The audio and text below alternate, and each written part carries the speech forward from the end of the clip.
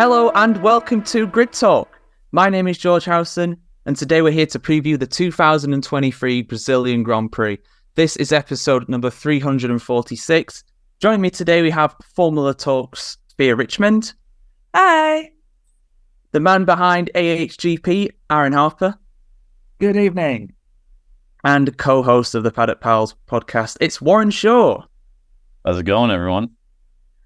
Going very well, thank you. But before we get into the episode itself, we must first thank our sponsors for the episode, BetOnline.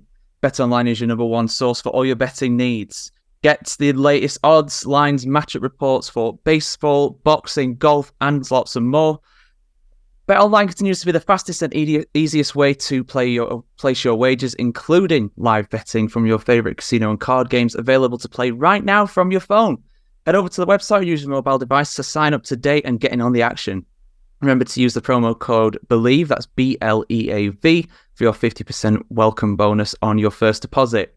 BetOnline, where the game starts.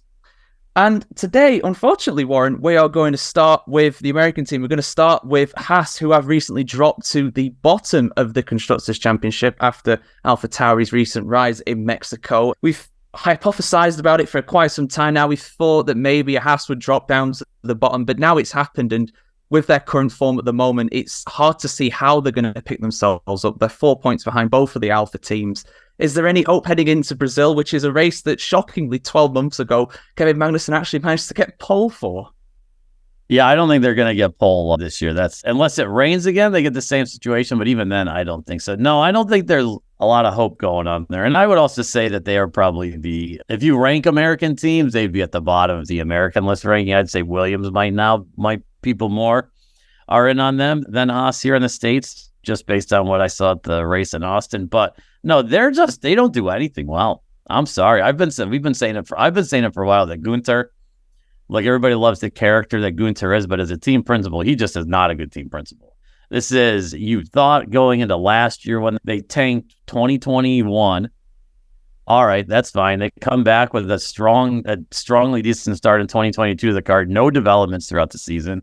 This year, they really haven't done anything. A couple qualifying might be good here or there. They've got a couple Q3 entries like Hulkenberg this week. He was fighting around the points yesterday in Mexico, but then he fell out there. They got nothing. And I don't know what they can do to change it but they got a big bag of nothing. And they are the team that just, you forget about every weekend. It's like, all right, there they are. And yeah, they had a tough one with Magnussen crashing. It looked like something broke in the car, but they basically are irrelevant. And that's something you don't want to be in any type of sports league, especially Formula One. Yes, unfortunately, it's not looking too great for Haas at the moment. And like you said, the only time I really remember seeing them in Mexico was when Kevin Magnussen was heading into the wall at 150 or so miles an hour. And thankfully, he's all right after that crash. But yeah, car failure sending him out of that race in Mexico. Whatever Haas have got, though, they've got a little bit more than Alfa Romeo at the moment, Sophia. They were the last finishers in Mexico this week just gone. They are level on points with AlphaTauri, but with the form of AlphaTauri, it's hard to see them beating them in the rest of the season. I suppose the only thing they have got going for them, really, though, is that they are ahead of Haas. But just their lack of pace, it's not getting any better. Yeah, if you look at going back to Mexico, the fact that getting both cars into Q3, but then just absolutely just drop off the pace come the actual race, it is a three-way battle, I think, between the Haas and the other AlphaTauri. But looking back to last year as well, Alfa Romeo had Bottas in the points after the race. That is possible as well. And they did decently, I believe, even with the sprint as well for it, because obviously it was a sprint last year as well. I say that, but actually looking at the results, they finished 13th to 14th. I think it's more with Alfa Romeo, we expect them into Q2. They've not really been doing well getting out, both drivers sometimes out in Q1. Obviously, again, a miracle that it was Q3 in Mexico. But I think a lot of their points are coming by luck from other drivers' misfortune. And that's the same as well for Haas. That's the same maybe for AlphaTauri. Obviously, we are seeing a resurgence with Daniel Ricciardo, but for Alfa Romeo to not be last, they need to bank on other drivers just not doing well in the first place, which is really bad, I think, to say. But that's how their performance is, because it's just not performing well as their own team and just having to rely on others. Yeah, I think you're right with that. I mean, even going back to Qatar, where they did score some points, it was partly because of some retirements ahead of them. There's not really a lot of pace in that car. But surprisingly, Aaron, there is quite a bit of pace in the AlphaTauri, at least in the hands of Daniel Ricciardo.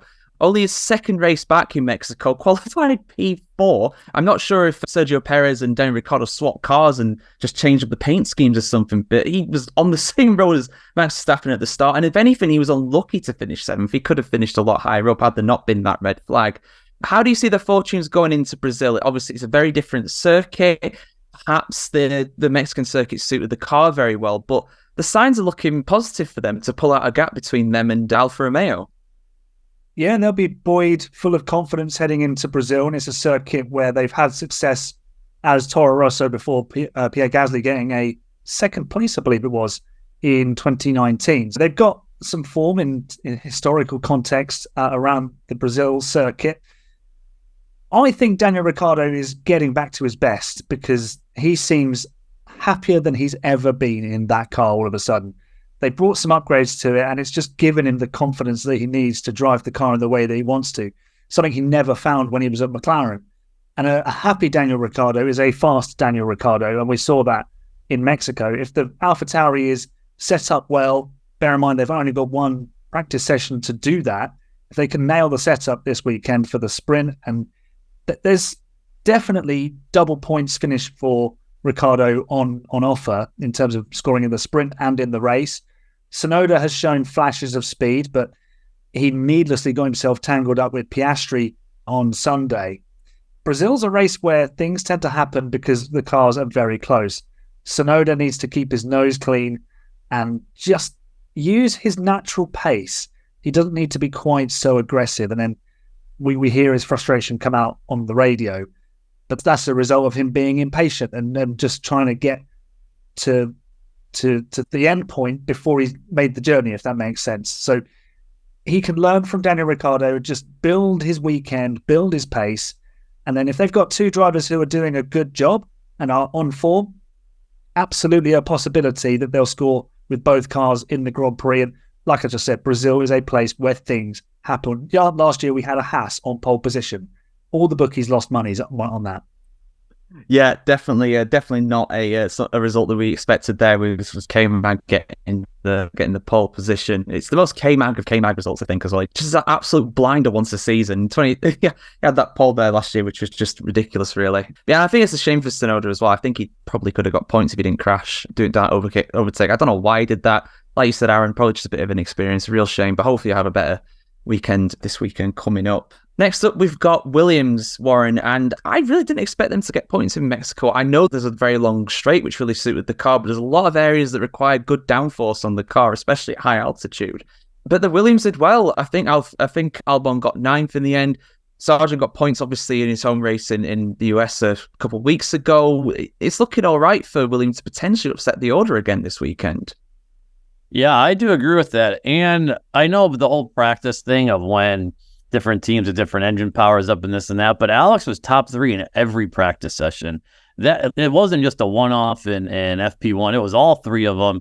And then he said in qualifying, the car felt totally different than it did in any of the practice sessions. So who knows what they did in between that to not have that great qualifying as they did. But yeah, Williams they are definitely, if you take the bottom 4 teams, I would say they have the most potential going into next year. I would buy stock in them to improve the most of them. And even Logan Sargent, I would say he was 12th yesterday before he had the pit or DNF on the last lap because he had the fuel issue. And yeah, I know he got the points because he got the disqualifications, but he still beat cars to get into 10th before that. And yesterday he was doing a little bit better. And I'll say I've now decided I'm a Sargent defender. I know he has not had the great seat. He's been bad. But the last couple of races, he has showed some promise. He's improved on that. And I think that's what you want to do. And it's also hard for him too, because it's known that he doesn't have the same specs of the car as Albon does. And when you're seeing Albon put in all these great performances, you're like, man, Sargent, why can't you do that? Well, he doesn't have the same car. And clearly the car that he has is worse than the one that Albon has. It's a little bit tougher for him. But Williams as a whole, I would say, I would hope for points again this weekend. I know maybe this track doesn't suit them well, but who knows? They seem to surprise people when you don't expect them to score points, and they have been consistently improved. They got 26 points this year. I don't think people were expecting them to get 26 points this year. No, definitely not. Williams, you'd usually like to think they're going to improve, but this year they actually have. Fair play to them. They've been a lot better this year. And they outright beat both of the Alpines, at least in the form of Alexander Albon this weekend in Mexico. 10th and 11th for them in the last race. Sophia, it's kind of where, like I normally say, it's where you expect them to be. You just maybe hope for a little bit more. But like Aaron mentioned earlier on, Pierre Gasly, a podium sitter here in Brazil. This is a good circuit for him. So perhaps he could pull another trick out of the bag again.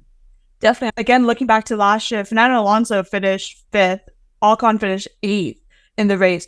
Mind you, the sprint, not very good. I think they finished 18th and 19th. Obviously, there's the high and the lows that happen with Alpine, which I feel like it's very regular nowadays. They have such a good run and then it just hits a wall, and then has such a good run and then hits a wall. But expecting a lot, as you mentioned as well, finishing 10th and 11th, I think, again, that's where they've been standing. I think they have had some good moves over time. Obviously, as mentioned with Gasly, being on the podium, he has the skills. We've not been seeing it as much this season with some really bad mistakes on his part on some of the overtaking and kind of the battling. But I think overall for how Alpine has been performing, it isn't unrealistic for them to do well this in Brazil. Maybe both podiums? No, both points, both also the sprint and again for the actual race. Because again, they need the points as well because they're still battling this constructors as well. It's getting quite close within all the teams as well. They all have their own little mid battles coming in, and obviously that's determining wind tunnel time as well and funding for next year as well. So they want to do as much as they can. And then as well with the development as well, we need to start thinking about next year when we're going into these last couple of races.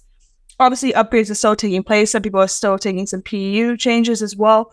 Obviously there's been a freeze about the power units as well for the development forward going forward. So at the moment, it's just Alpine kind of needs to not put a foot wrong for these last couple of races and actually drive well and get the well-needed deserved points for the rest of the season.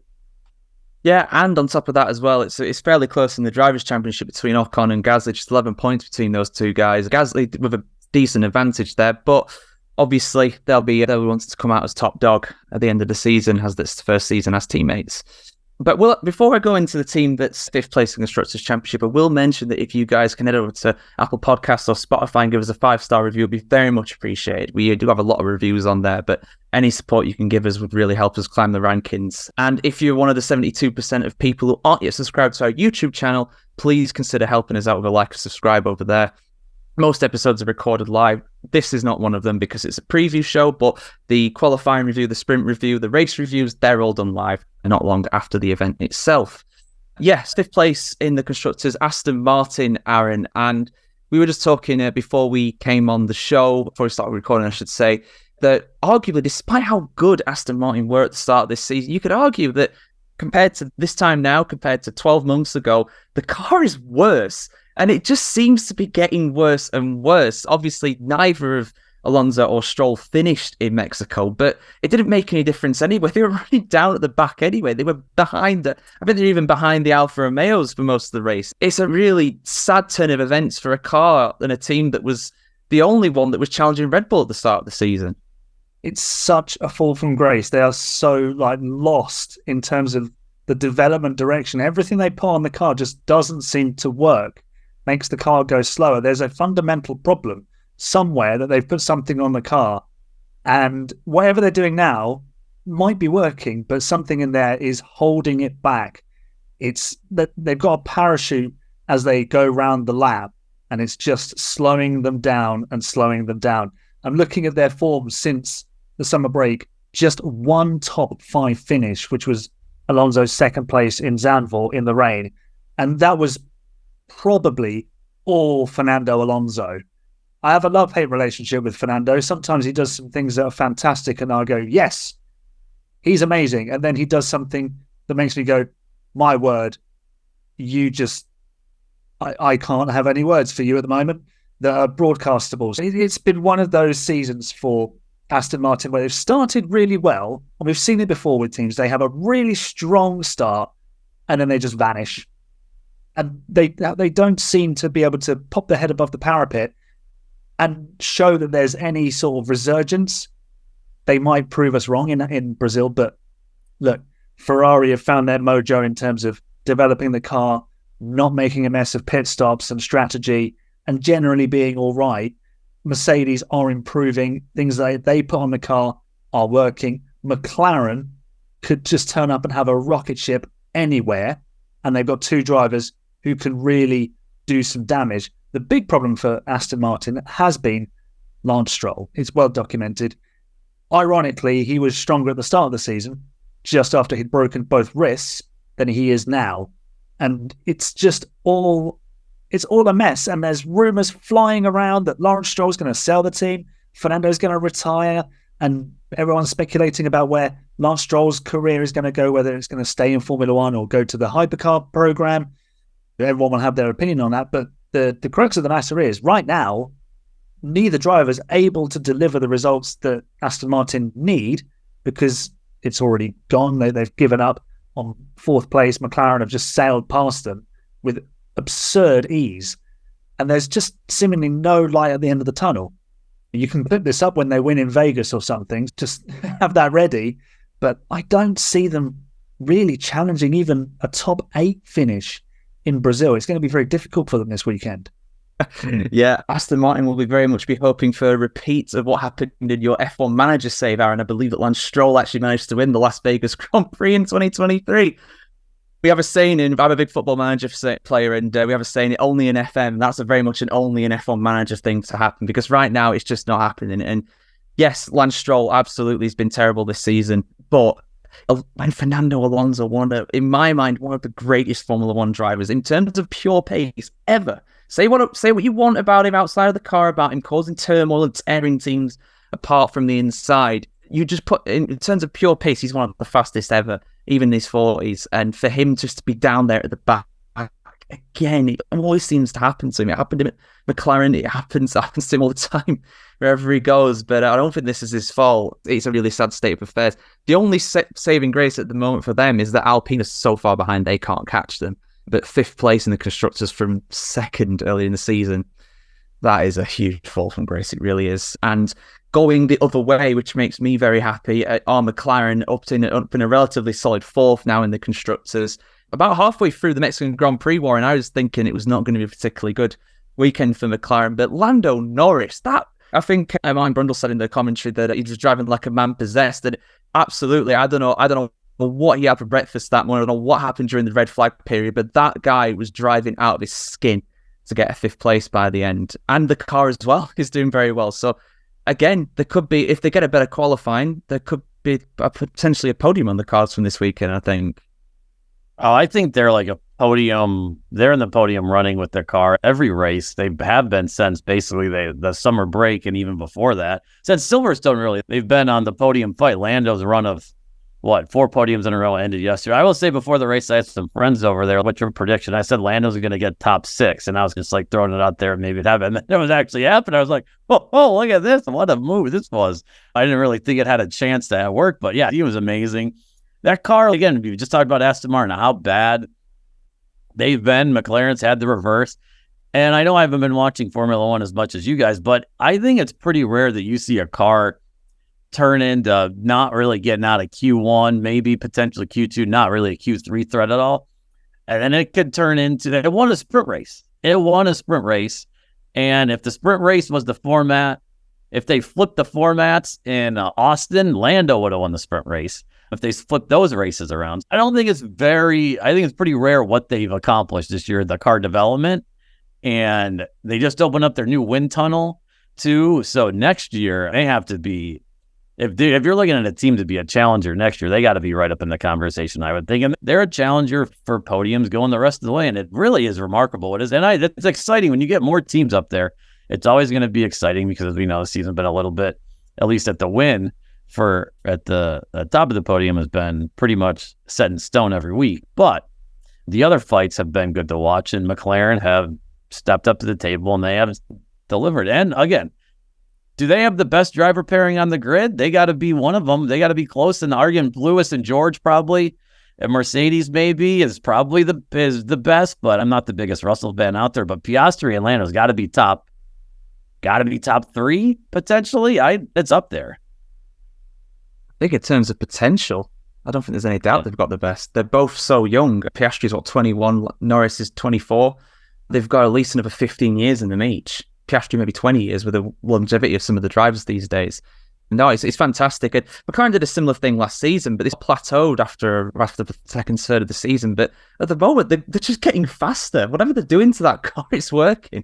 It's really great to see, obviously. I say completely unbiased. But anyway, let's move on to Ferrari next, Sophia. Again, Charles Leclerc gets pole position. Again, he doesn't convert it. I think that's a record run for him now.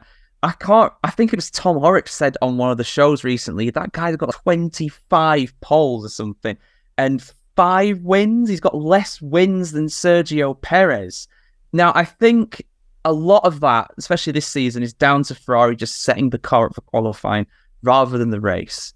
But still, the drop-off is bad. And the fact that Hamilton overtook both of them in Mexico, that's a bad sign. And obviously that Ferrari are gunning for that second in the constructors, but they need a very good weekend this weekend in Brazil. Yeah, it's still a running joke about the strategy calls. As you mentioned, I definitely believe that they are set up for quality because they have the pace. You can see that straight away. They've been battling in qualifying very easily, but when it comes to the actual Sunday racing, they just drop off a cliff. And partially, again, is by setup, also by calls, what pit stop strategies as well that is coming to play. Because obviously there's a few times where we're questioning, is that really what we want to go for? Or are we sure we want to do those tires instead of the others? I think even they were shocked about getting a 1-2 in qualifying because they just weren't even there in the free practice as well. That's the thing. They weren't battling the top. You had actual Williams in battling the top instead of the Ferraris. So to do that and then to wound up with a pole with a decent gap as well from Verstappen and P3, that was a great thing to see. I know obviously Fossey was freaking out thinking, oh, it's finally going to happen. Charles is going to finally convert it. And then the race actually happened. I don't know how he was able to get out of Mexico without any kind of problems. But looking again, because I always look back to the previous data as well, we had podiums for both the sprint and the race last year for the Ferrari. We had a 3rd and a 5th, and then for the sprint, and then a 3rd and 4th for the actual race. I think it's possible for double points for both of them for both of the races if they can actually get the strategy into play and actually make the right calls. Obviously, again, the different format for this sprint, because previously it was 2 free practices to actually test and then go into the kind of the sprint, whereas obviously now it's only 1 and then qualifying for everything. So it's a little bit of a different format, and we'll definitely speak about it later on in this episode about the sprint races. So I think they just need to get it on the mark straight away in that free practice, because the Parc Fermé rules as well, if they're built for qualifying, they're not going to be built for the sprint. They're not going to be built for the actual race as well. So it's going to go down to the team and how they do the right calls. But I'm confident that they will do very well this weekend coming. Do I think wins? Maybe not. Do I think poles? Probably not. But they will be definitely in the points and maybe battling a podium or 2, maybe. Yeah, of course. There's 2 podiums on offer this weekend. We've been a sprint weekend, the last sprint weekend of the season. Ferrari obviously going in for 2nd place in the constructors, but Mercedes trying to keep their 2nd place in the constructors as well, coming into the only race that they won last season as well, Aaron. George Russell, of course, winning the sprint and the Grand Prix itself. Not going into this one on the best form, George Russell, but Lewis Hamilton. I think Toto came on the radio after the race saying that your drive was perfect today. We just got to give you a car that's good enough to win. I really do. I know obviously why he was disqualified in the US, but I still feel for the guy for getting disqualified. He's been in incredible form. I think he is a very good bet for at least a 2nd place. And I say at least just in case by some miracle something happens to the guy that wins every race. Probably not, but I think he's the most likely to take advantage if something were to happen to Verstappen. I don't want to get everyone's hopes up, but Mercedes have actually won the last 2 races in Brazil because Lewis came from last to win in 2021 via the sprint, of course. Honestly, it's going to be very difficult to see a Mercedes on the top step of the podium, but I agree, there's a definite chance of at least a podium. I think McLaren will be pretty strong this weekend, so they're going to have direct competition in terms of power unit supply, because obviously McLaren have Mercedes power units. Like you say, Lewis is in sensational form. This is probably up there with one of his best seasons that's not won a world championship, because he's only had 6 podiums. And I say only, that's quite a few podiums actually. But in the grand scheme of things, we're approaching round 20. So for a bloke like Lewis Hamilton, who's got like 200 podiums nearly, only 6 in one season is really not many. And obviously George Russell has not had such a good season. So he needs a pick-me-up. He needs to sort of recall that form from 2022 that took him to the front of the race in both the sprint and the Grand Prix, and eventually to his only so far Grand Prix win. So these are 2 drivers that go well around Brazil. And we know Lewis loves being in Brazil. Obviously, Ayrton Senna was his hero. And they're both pretty good in the wet. And we've seen rain just arrive out of nowhere to Lewis Hamilton's benefit in 2008. So he's got previous around Brazil in so many different ways. Don't be surprised if he's up there. That drive yesterday in Mexico was just superb. To make those medium tyres last and then deliver the fastest lap on the final lap, he's still got it. His overtake on Leclerc, just insert that iconic James Hunt quote here when he's doing his interviews. That's what that took. It was just, he's still got it. He is still the man that Max Verstappen will fear the most. He is the Dumbledore to Verstappen's Voldemort, if you will. So it is just, the looks those 2 gave him in the podcast booth yesterday after the race said it all. They looked at him and went, he's still got it. He's still the man. He's still willing to put it all on the line. And he's got nothing to lose now because he's not the man with the target on his back. So look out for Lewis Hamilton this weekend. That's my big tip for the weekend.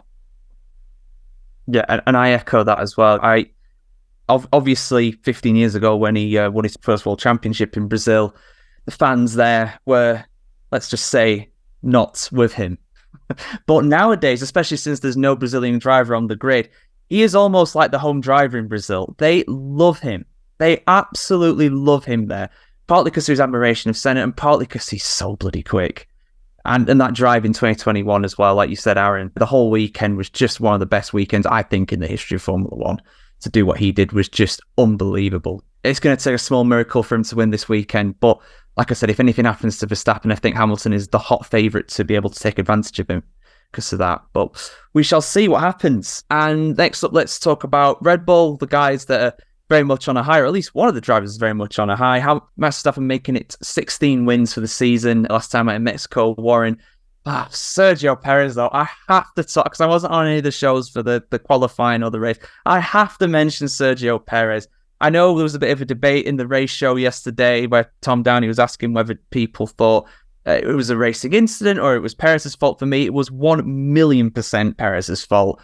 There's 2 guys on his inside, but you've got acres of space. If you're going to blame Lewis Hamilton, if Hamilton's going to hold his hands up for that crash in Qatar, as he should do, then you have to blame Perez for what happened there. It was just, again, I think Martin Brundle says you can't win the race in the first corner, but you can lose it, and he's absolutely lost the plot. And on top of that as well, you had Daniel Ricciardo putting in what I thought would be a performance to try and get the seat in 2025, but at this rate, he might get the seat in 2024. The pressure is very much on Checo coming into this weekend again. Yeah, no, I agree with that. He didn't he say that he had the 2 podiums he had podiums the last 2 years, so he was going for the win and turned like he wasn't going to beat Max anyways. So it's just he lost his head, and he could have there was nowhere for him to go. Just drive on the grass, live to fight another day. He's got the fastest car out there. You can get second. It'll be a great story. But yeah, he's under so much pressure. Their rumors are flying. I saw a rumor about Fernando's going to go to Red Bull next year. Checo's going to Aston Martin. Everyone's throwing all these rumors out there with Checo. And I feel for the guy. Obviously, it's his home race. He also had basically a home race in Austin. That's it. Those are like dual home races. The amount of Mexicans that were there and Checo fans were there, it was almost a home race for him as well. So look, it stinks for him, but I know he has not had a great season. He has quite a poor season. But if he still manages to get P2 in the championship, and I know that's like the bar is at the floor when you say that, I still think it would be hard for them to justify taking him out of the seat because he is a good teammate. He doesn't qualify great, but he still he got the job done of them wanting a 1-2. And I'm not buying into the Ricciardo hype. I will say he had a great race in Mexico, don't get me wrong. But still, I'm not buying in that he would do a better job in the Red Bull than Checo would. And I think that, like Red Bull is brutally honest when they talk about this stuff. And they've always been backing Checo on saying he's the driver for 2024. Now you can see a little wobble in that, but they've always been like, he's going to be there, he's going to be there, he's going to be there. So if he reaches his benchmarks at P2, I understand why they would move, but I still think it would be quite unjust if they did. And I hope he can rebound. I think he seems like a great guy. And he's like the perfect teammate, I would say. He doesn't get in any trouble. He's not really going to fight Max for anything. He knows his role. And it's proven that he really can't contend for a world championship in that car. So he's basically, I think, the perfect teammate. Yeah, it'd be very interesting to see what Red Bull do. Obviously, yeah, it's a very hot seat, that second Red Bull seat. People think it's a cursed seat as well, and I can see why. It's very difficult. And I do take your point about Ricciardo. I think you put any driver on the grid, you put a Hamilton or a Norris. I think Norris actually allegedly got offered the second seat for Red Bull, but he turned him down. Again, I think that's the second time he's done that. If you could put any driver in that second seat alongside Max Verstappen, it's Max Verstappen's team. It's his car. It suits him. He knows that place inside out. He's been at Red Bull since 2016 or whatever it is now. So he's been there a very long time. So to compete against Verstappen's going to be... to beat Verstappen, I should say, in the same car is nigh on impossible. But still, some of the things that Perez has been doing has not been very confidence-inspiring. And Hamilton is quite close to him in the championship, only 20 points behind. Conceivably, he could catch him. But yeah, we'll see. Those are the 20 drivers and the 10 teams. Just going to have a few more discussion points now. I mentioned that this weekend is a sprint weekend as well. And this is the 6th sprint out of the 6 for this season. The 3rd sprint in the last 4 races. It's very jam-packed at the end of the season for the sprint races. What's your overall take on them, Sophia? Obviously, we've had some good sprints. We've had some okay sprints. Do you think they add anything to the weekend? Do you think we should scale it up perhaps for the next season? Because there's a lot of maybes around what's going to happen next year. There's so much to talk about. How much time do I have? 2 minutes tops. I think when they first introduced sprint race, I think it was a great opportunity to get more people involved to come to the Saturday races. I think it was a great kind of short-term battle, but again, some of the rules and kind of the discussions around it weren't set in stone until very close to the time. Obviously, now this time we have 6. This year we also have 6 for next year. I think the fact that as well that we just had a back-to-back with Qatar and then Austin, a week off, and then doing another sprint, I think it's way too close in the calendar to do that, especially when you're doing it like in a big triple header where it takes a lot into the power units, a lot of pressure onto the actual machines itself. Towards the back of the season, we all have obviously the PU limits as well. I've been trying to research to see because a lot of them are getting close to the penalties. Some of them already have the penalties as well. So to introduce a sprint race, which puts more pressure on the car, obviously as well with the disqualifications, part of that people were saying is obviously because of how the car was set up, because of the sprint race, obviously wearing down the floor because of Parc Fermé rules. So the question is, if we want to do sprint, what's going to happen into the rules? Obviously tires as well, that comes into play with the allocations. Obviously they did get some new ones. They try to do the changes of how the sprint qualifying would work for the tire allocations, but again, a lot of it went into the air.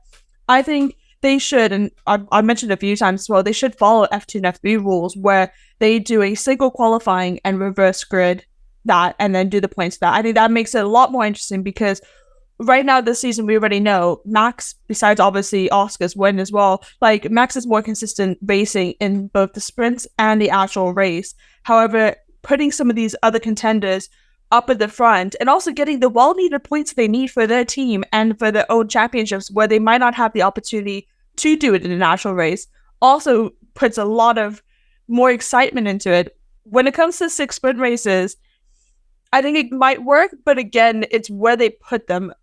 What they've done for these last 3, I think is absolutely stupid, in all honesty, because it's too close towards the end of the season. As well with the format of doing the free practice, we also have to put into play about the rookie testing as well that they have to do. So that even limits even more time these drivers have in the car to test any upgrades on top of a sprint weekend as well. They're literally cutting a third of opportunity down by doing a single free practice session on top of they have the rookie testings they have to do twice a year if they don't have a rookie on the grid to begin with.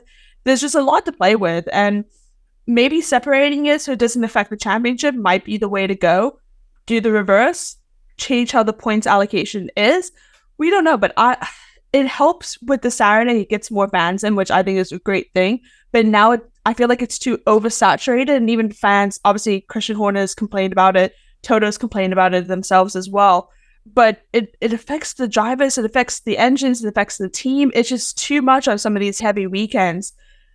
Double, triple headers as well. We'll see how it is. They've not announced which ones are the sprint races, I believe. They're still discussing it. They're trying to do the rules. No doubt we'll probably find out the week before first season, and preseason testing will probably come into play, knowing the FIA, how Stefan Domenicali is running it. But I would love to do like an F2 and F3, do reverse. It makes it more interesting, and all cards on the table for the drivers and the teams to actually do some really good racing for a short period stint on the Saturday.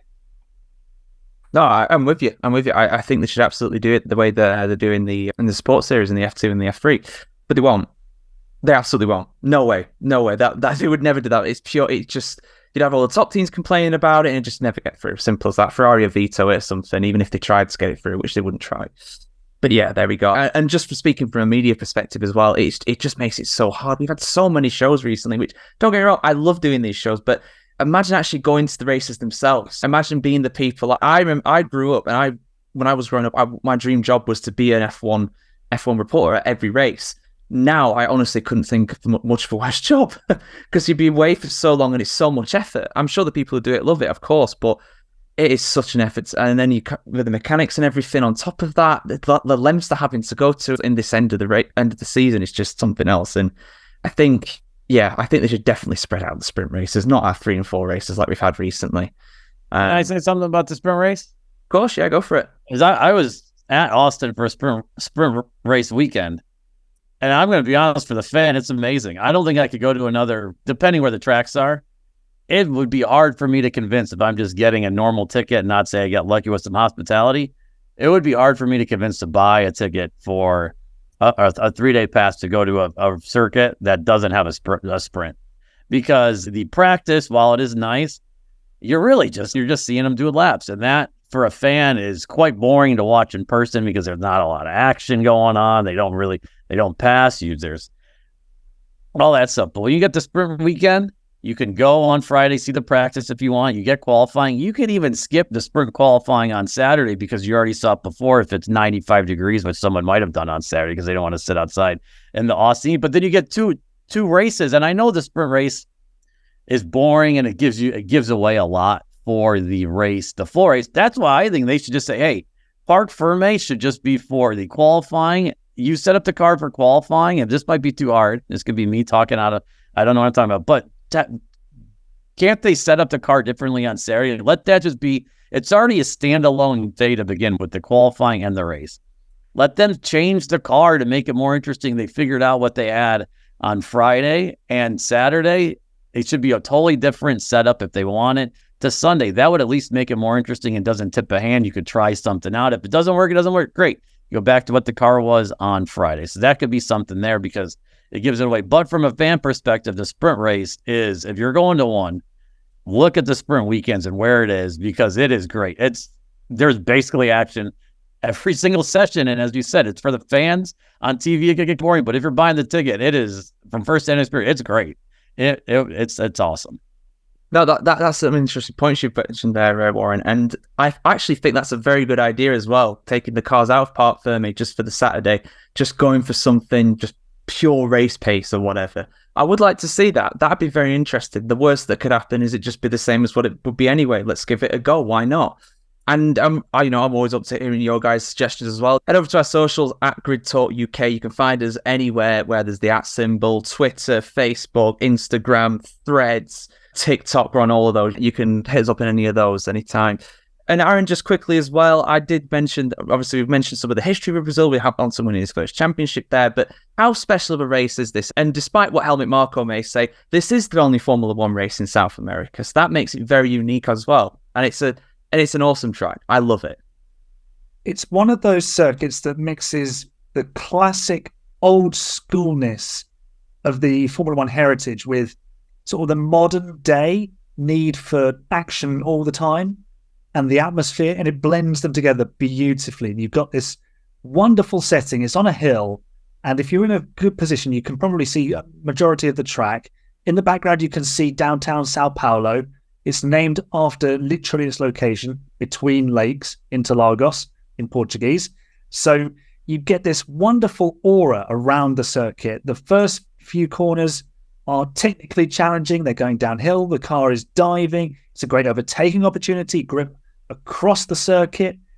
But think about it in historical terms as well. Brazil has given Formula One so much. It's given them world champions. Whether you like them or not, in some cases, they've given us world champions. And honestly, they've given us one of the greatest ever in Ayrton Senna. And obviously, they go in their droves and they still chant his name. The Samba beat still goes and they still shout Ayrton Senna's name. They've adopted Lewis Hamilton. And when they've got a Brazilian driver, they are absolutely partisan. Could you imagine if, let's say, Lance Stroll was poorly this weekend and Felipe Drogovic got the chance to be in the car? What a buzz, not just for him, but for the paying fans. They would see a Brazilian driver on the circuit. They love that. They bring the energy, and that energy seeps onto the track.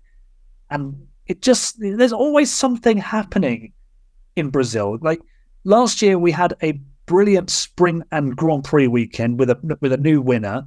The year before, we had Hamilton's charge and his duel with Verstappen. Obviously, they didn't go in 2020. 2019 was an absolutely bonkers race where Verstappen nicked it with a few laps to go and Gasly got on the podium. Hamilton then got denied a podium because he punted Albon out, gave Sainz a podium. 2018, Ocon took out Verstappen when he was in the lead. Need I go on? 2008, I can't sell this race anymore. This is a massive advert for the Brazilian Grand Prix. Do what you will with it. Sponsor this section up with some Brazilian sponsors, because this could be the race of the season. No pressure then.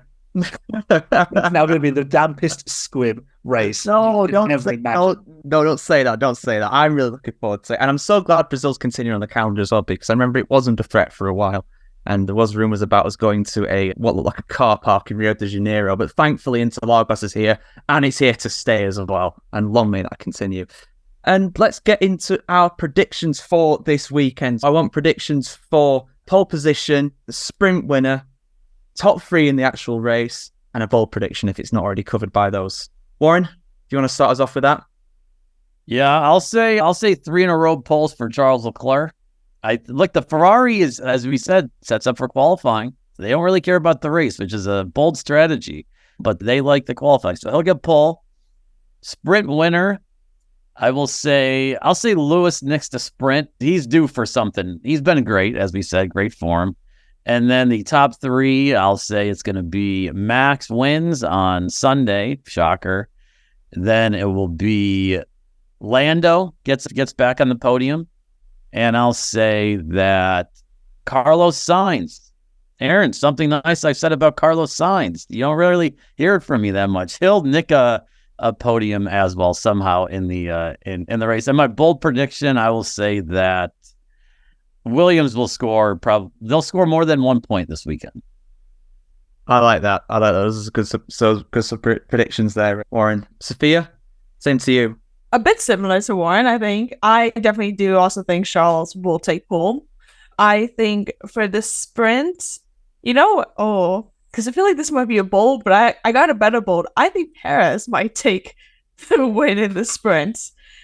I know because it was a bet, but for the actual race, this is where I think my bold will more come in. I think Charles will win the race. He will finally convert the pole to a win. If he's already 11 consecutive poles to not win, and then also in his career 20 poles and not have won. I think it's about time, as we mentioned, at a historical track where anything could happen. Why not? So I think he will win. I think in P2 will be Lewis, and then I think in P3, which goes behind on what I said before about Ferrari, but I think Lando Norris might take P3 instead of the Ferraris. Again, that might be another. We'll see.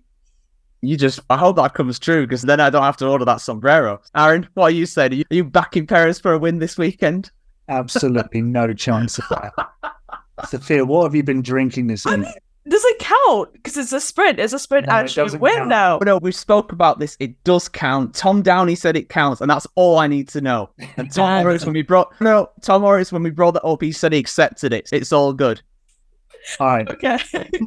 Pole position. I'm going Lando Norris.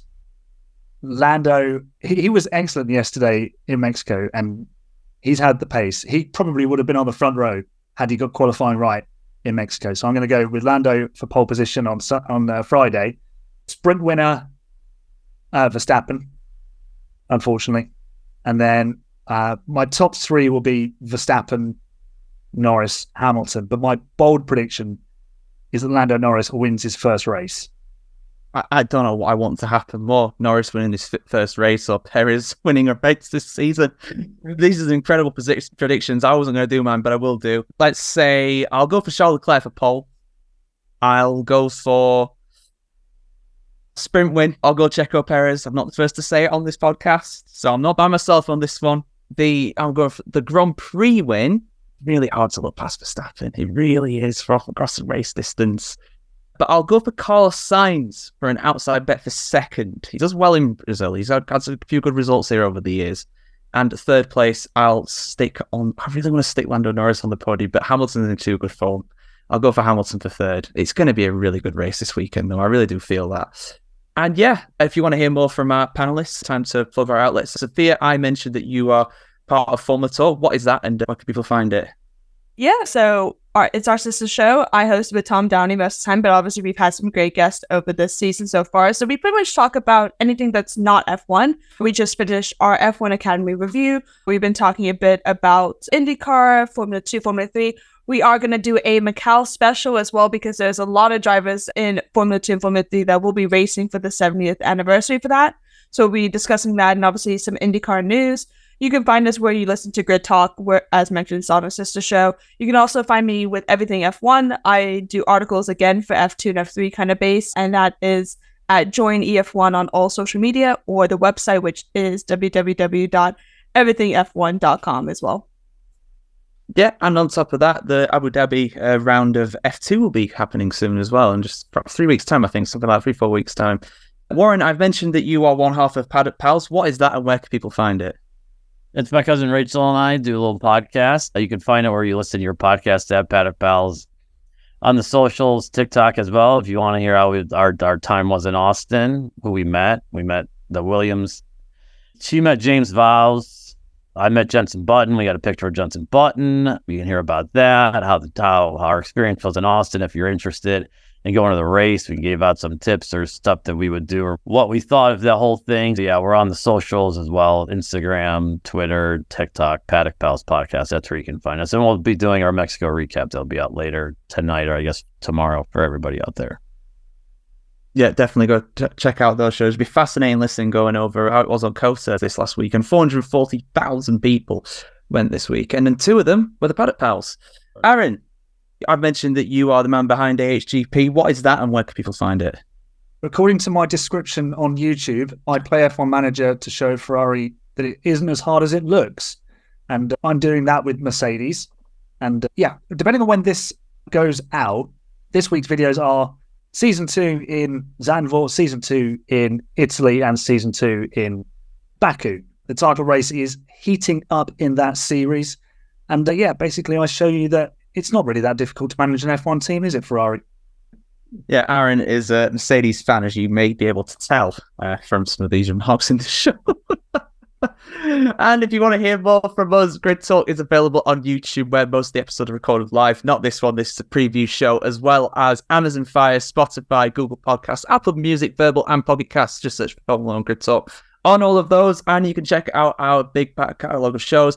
Heading up to 350 episodes soon. We will pass that in the Las Vegas weekend, I believe. And yeah, you can head over to our Patreon as well if you want to support us financially, so we can get better lights, mics, and recording equipment.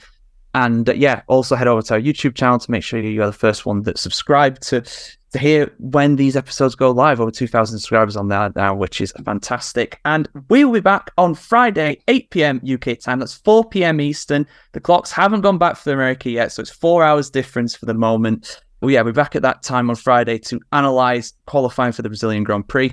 Thank you very much for listening to the Grid Talk podcast presented by Bet Online, and goodbye.